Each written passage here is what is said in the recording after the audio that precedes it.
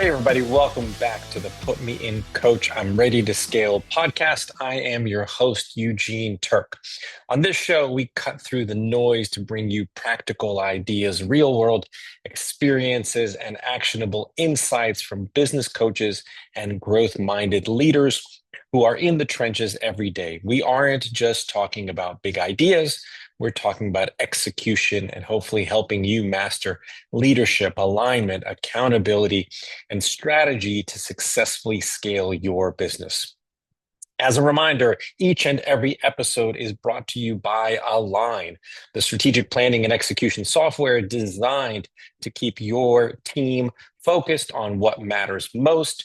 From KPI dashboards to daily huddles, Align helps you create clarity and drive consistent execution. As a listener of the podcast, you can get 10% off of your new subscription.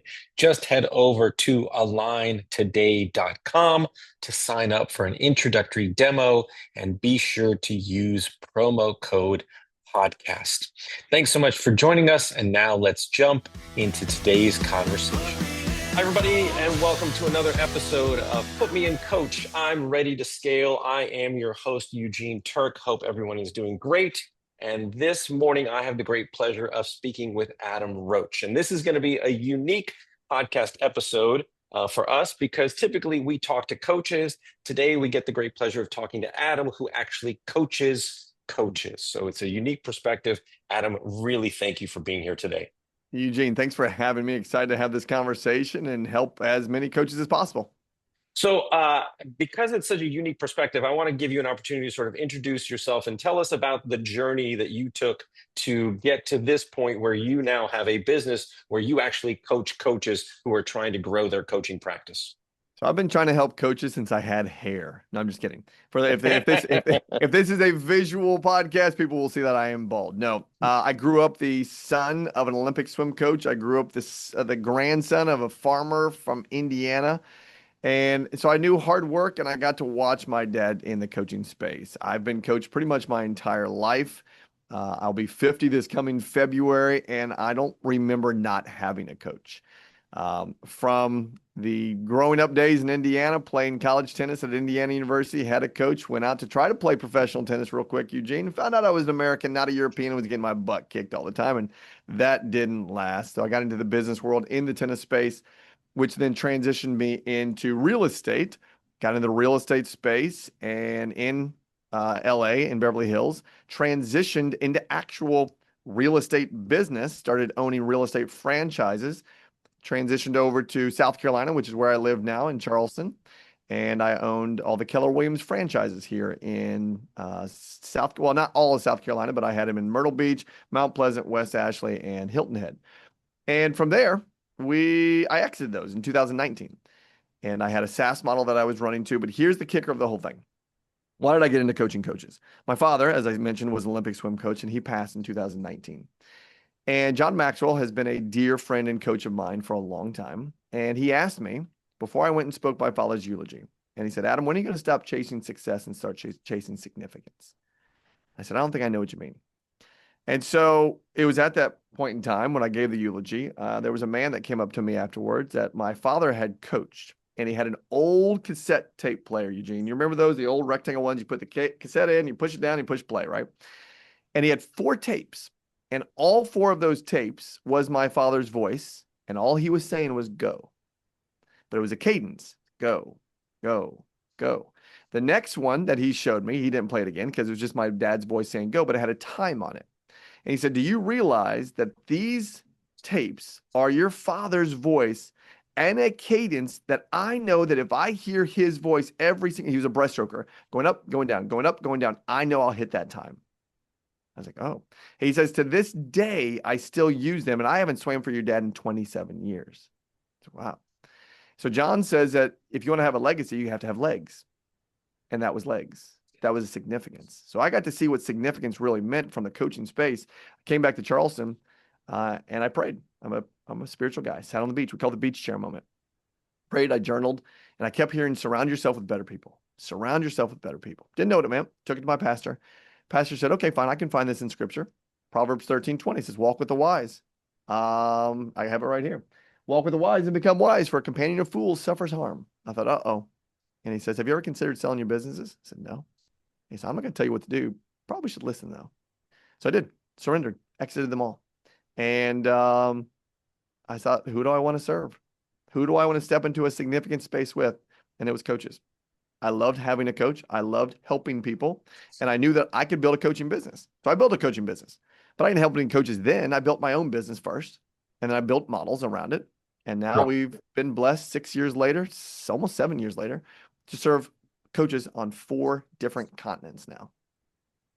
I want to talk to you first about sort of the skill versus the business gap. So you mentioned in your journey, you were an entrepreneur, you grew and sold businesses and exited. Certainly, we work with a lot of coaches who are former entrepreneurs who grew a business, exited, and have now become coaches themselves. They know how to run a business. Lots of other coaches come from the corporate space. They may have been a VP of marketing, VP of sales, and they had a long, illustrious corporate career, but they have really never run a business themselves. And I'm curious, from your perspective, what's the single biggest trap that expert coaches fall into when trying to build a sustainable coaching practice?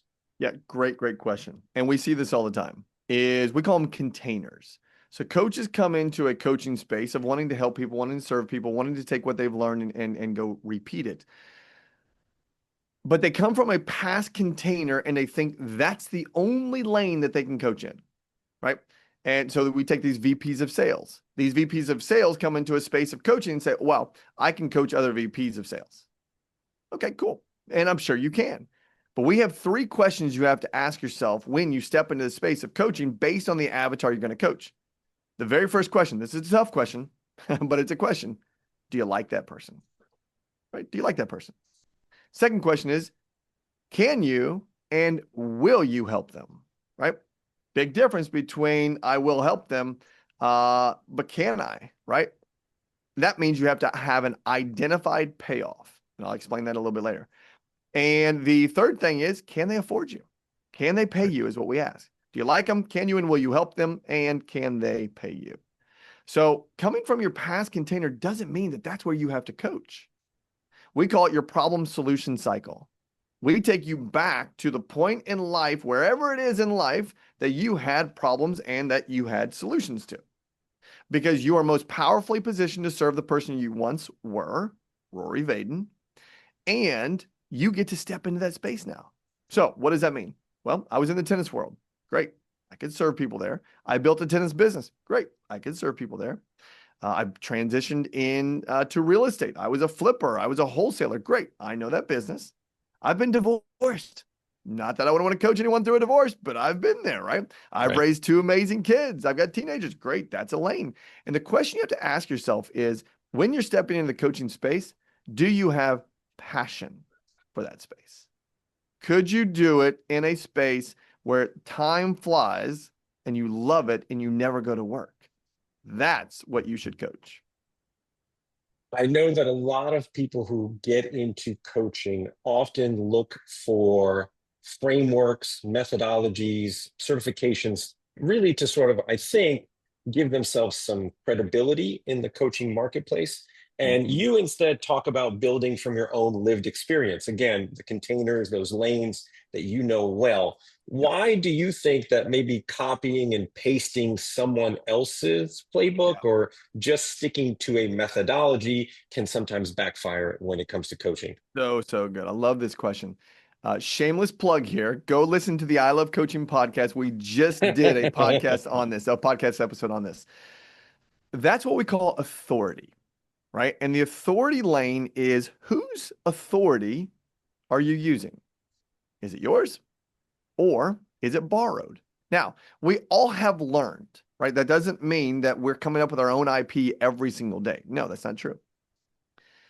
But there is a point in time where you can show up even more authentic, because if I show you how I built my coaching business, and let's just hypothetically say, Eugene, you built a coaching business that way or your way, it's going to be different. Your path is different than my path. But if you borrow my path, right? If you borrow my path, you're going to show up inauthentically, right? Because you're using Adam Roach's path, not Eugene's path. And we see that all the time in the space of coaching, coaches showing up and not using their authority. And their authority means their experience. They'll go watch someone on the YouTubes, right? They'll go watch someone on the Instagrams and they'll say, oh, I can say what they said. And then they'll attempt to go copy that. They show up inauthentically and they show up as a performer, not as someone that is real. Yeah. One of the things you mentioned, the third question that you asked is, can this person afford you or pay you? And I know that a lot of coaches sometimes struggle with identifying or determining what to charge for Yes. their coaching services. And so, how much of a coach's ability to charge what they're worth Mm, comes from a strategic viewpoint versus sort of their own identity and confidence as a leader and coach? that's again, boy, Eugene, you prepared well. These are great questions. Yeah, And thank you. here's why I say that. Because I'm going to give you an answer. I don't think that many coaches or people who coach coaches would answer this way. And I believe it, right? I believe that you aren't for sale. You aren't for sale. Not at all. Eugene or the coach, Adam Roach, I'm not for sale. So therefore, I don't have to put the value on myself. I watch coaches go through the sales cycle and it comes time to quote unquote share the price. Some people call it an investment. And they're like, oh gosh, I hope I'm worth it. Right. Okay. When you do that, that means you are positioning yourself as the value. Remember when I said the word payoff? If you can't identify the payoff of why someone is working with you, okay, let's pause for a second. What is a payoff? A payoff is client is at A and they want to get to Z, and your methodology can get them there because of your own unique problem solution cycle. The Z component is the payoff. That's where they want to go. That's what we call a specialized coach, not a generalist coach. A generalist coach will step into the space of, I'm for sale. A specialist coach will step into the space and say, my payoff is for sale. So simple example here, Eugene. If I told you I could build you $1 million coaching business and we could get this done in a 12-month period, any investor knows that you have to follow framework, that you have to follow a model. And if that individual who's saying that has a track record of success, go do your homework, do due diligence. If you go to invest in real estate, you're going to do due diligence first and foremost. That's your underwriting. But if I say, we're going to get you to $1 million, here's the framework, here's how we do it. I've done this countless times, and I'm going to only charge you $100,000 for it. Who wouldn't say yes? Right. We call it the 1/10 rule. So when you understand your payoff, you can charge roughly 1/10 of that payoff. But you have to identify it first. Opposite of that is maybe you're not in the monetary space and you say, okay, well, I want to coach somebody so they don't get divorced. I don't know. Maybe you're in the coaching space of helping people stay married. Great. Well, what's the cost of a divorce? Well, I don't know. Mine was pretty expensive. And let's just say that it did cost me $2 million. Great. I would have paid a coach $200,000 for me to save $1.8 million, right? That's the payoff. But if you don't have a payoff, you're going to be a generalist coach. You're going to step in the lane and say, I'm for sale. One of the things that I hear most from the coaches that I talk to is they always, whether you're in business or in coaching, lead gen is always an issue. And so Mm. marketing, sales, now you have to sell your own services. And so I guess my question for you is, what does authentic selling look like for a Mm. coach who hates feeling salesy and being Mm. confident in the offer, the coaching offer, the product offering that you are putting out into the marketplace? So good. So I'm going to use you as an example because this is really fun. When was the last time you went out to dinner? Last night. Perfect. Great. So you sat down at your table and the server came over to you. And what did they ask you first and foremost? Do you remember? What would you like to drink? Pause right there. Say it again. What would you like to drink? Okay, great. The question was, what would you like? Remove the what. Would you like? Okay. Hmm. So you were a buyer. You walked into the restaurant. You knew that you were going to have dinner or whatever it was, right? You knew that you were, let's just say it was a steak restaurant. You knew you wanted to get the steak, right? Great. So you're already a buyer. The server, is asking you, would you like? All right, let's come back to lead generation in the coaching space. When you understand your database should be broken up into 4 categories. Unknown, you don't know them and they don't know you. Known, they know you, but they don't know what really you do or what your payoff is. Like you, that means they have engaged with you one way, shape, or form. Trust you. Trusting you is in the space where they have paid you money or they have sent you a referral of some sort. Okay, let's go back to the dinner portion. When you walked into that restaurant, you didn't know the server, but you knew the restaurant. So therefore, you were in a like state already. When that server said, would you like, they were already in a trust space. You trusted that restaurant. You trusted that menu. You trusted that chef. She asked you, or he asked you a simple question, would you like? And you were willing to do what? Pay money.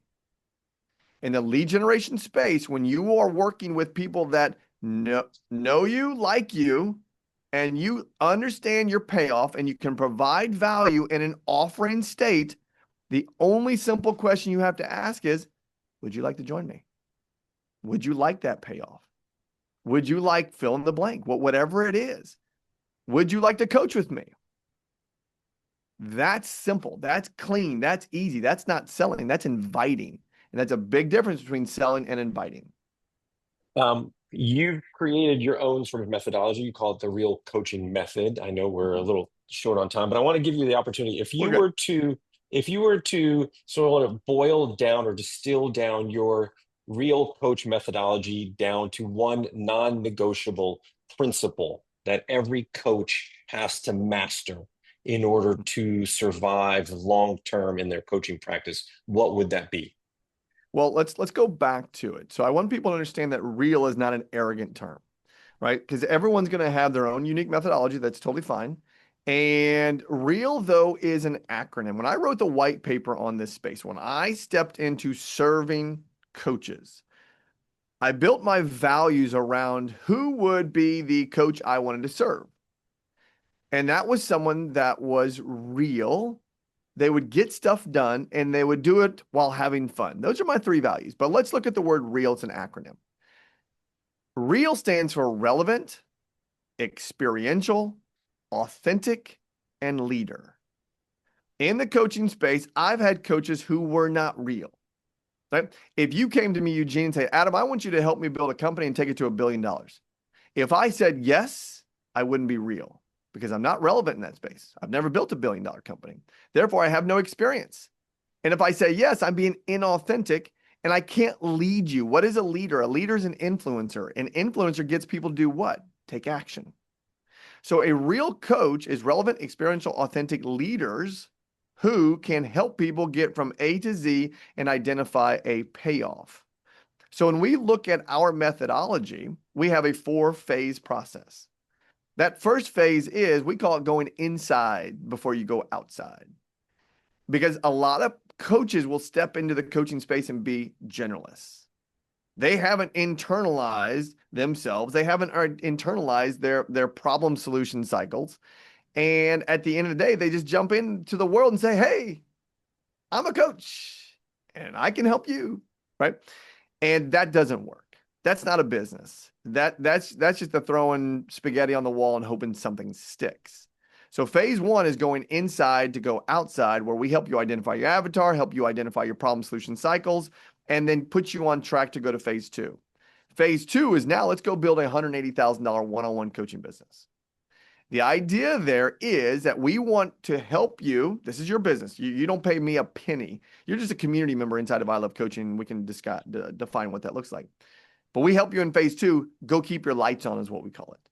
All right. You may have a survivor job. You may be doing something different other than coaching full time. And we know that if we can help you get to 10 one-on-one coaching clients, that are each paying you a minimum of $1,500 per month. And let's say you're giving them 2 hours of your time. And let's say you broke that 2 hours of your time down into 30 minutes per week. That's 5 hours a week for $15,000 a month and $180,000 a year. And you can keep your survival job. Now, let's go to phase 3, though. Phase 3 is where we help you build the business. Phase 2, we're keeping the lights on. Phase or transition from a survivor job. Phase 3, now we're building a what we call one-to-many approach. One-to-many is not group coaching. One-to-many could be group coaching, could be cohorts, could be communities, could be master classes, could be challenges, anywhere where you get to be one-to-many so that the sales cycle now becomes easier to convert. Phase 4 now, so phase 3, we take you then to $360,000. Phase 4, now we teach you how to scale. We teach you how to write books. We teach you how to get on podcasts. We teach you how to have your own podcast so the one-to-many exposure can go even wider. And now we can help you build this to $1 million. As we think about this, I want to ask one thing. So what is one practice or belief that growing coaches need to stop doing immediately if they want to hit that 6 or 7 figure sort of practice? Okay, so I call this the first chapter method, right? And here's what the first chapter method is. When you develop what I call your process, okay, so phase 2 is you working with one-on-one people and you're developing your A to Z process. Okay, sure, you can come from your containers. You can say, I know how to help people get from here to here, but do you truly have a step-by-step process? My blueprint is a step-by-step process. And when we're able to help you create that process, now you have a sellable asset that isn't you anymore. And now you can step into using that process. But here's the cool part. The first paragraph looks like this. When people are working with you one-on-one and you have developed your process, they get the whole process.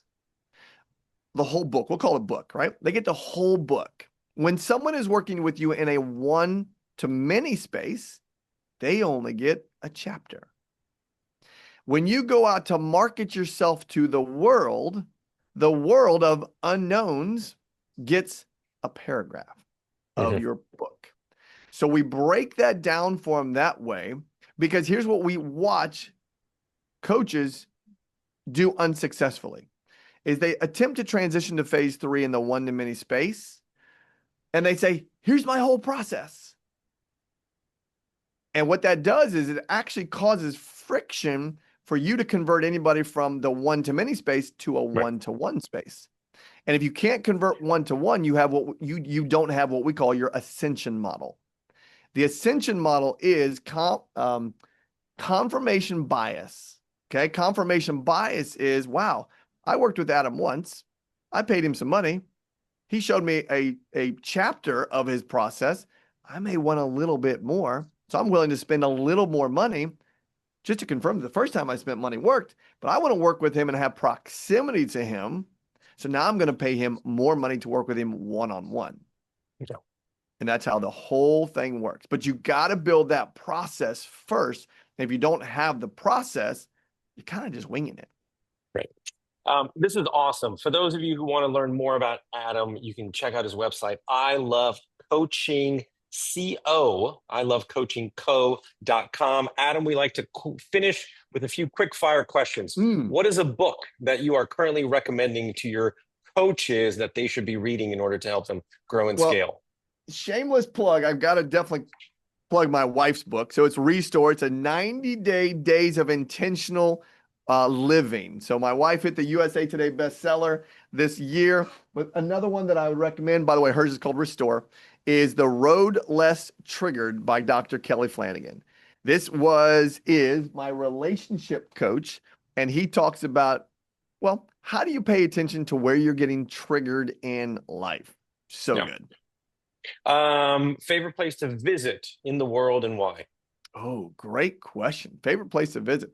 Well, I'll simply come to you with the family lake house in southern Indiana, only because, I get to go visit my mom, my stepdad, all the grandkids get to come. It's a big old lake house, and it's just kind of a free for all where everyone just gets to go and play and they get to let their hair down, Eugene. And then my favorite question, if you were to name a musical act or a band who is either dead or alive that you have never seen in concert that you wish you could, who would that be? Oh, great question. Okay, give me a second to think about that one. Dead, who I'd want to see in concert. I'll probably have to go to Beatles. Yeah, I'd probably say the Beatles. And here's a fun story.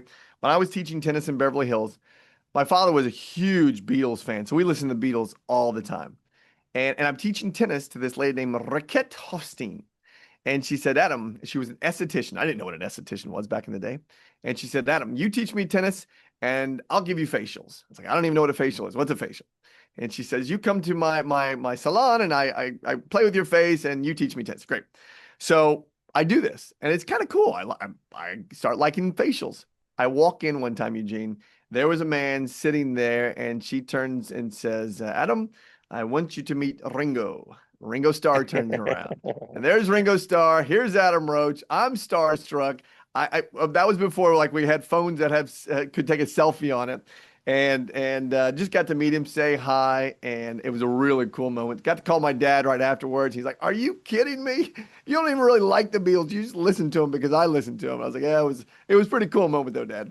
That's amazing. That's a great story. You never know who you're going to run into, You never anywhere in the know. world. You never know. You never know. Adam, thank you so much for your wisdom. I appreciate the you sharing your thoughts on how coaches can grow their coaching practice. Again, I think this is a unique conversation and a unique topic to cover. Hopefully, our audience finds this of great value. Again, if you want to learn more about Adam, we will include a link to his website in the episode notes. Adam, I know you got to run. I thank you very much for your time, and I hope you have a great day.